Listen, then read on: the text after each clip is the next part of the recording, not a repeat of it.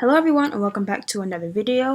Today I'm doing a vegan spin on a diner's classic, and that is chicken and waffles. This recipe is so delicious, I can't wait to make it, so let's get into it.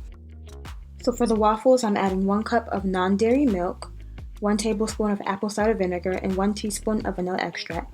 Now just let that sit aside while I add the dry ingredients. This is 1 cup of white flour, a half cup of spelt flour, 1 tablespoon of cornstarch, 1 teaspoon of baking powder, 1/4 teaspoon of baking soda, 1 to 2 tablespoons of coconut sugar, 1/4 teaspoon of ground cinnamon, and a pinch of sea salt. Just add a little bit of more unsweetened almond milk if you need to, if it's too thick, depending if you add 1 tablespoon or 2 tablespoons of the coconut sugar.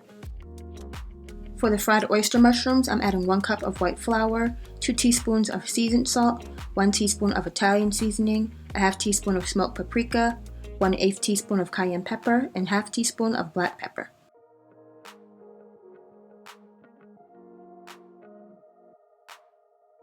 For the wet mixture, I'm adding 1 cup of non-dairy milk, 1 teaspoon of hot sauce, 1 teaspoon of Dijon mustard, a half tablespoon of apple cider vinegar, and 2 tablespoons of nutritional yeast.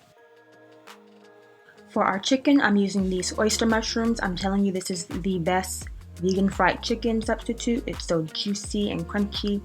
So I'm dipping it into the wet mixture, then into the dry mixture, then back into the wet mixture again, and back into the dry.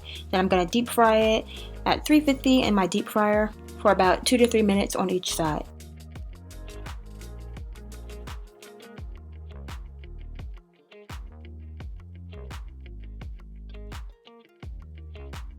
Once that's done, I'm heating up my waffles and my waffle maker. I got this waffle maker a while back at Macy's and it still comes in handy. And now I'm adding my fried chicken in quotation marks on top of my waffles. Adding some syrup and some cayenne pepper sauce, hot sauce.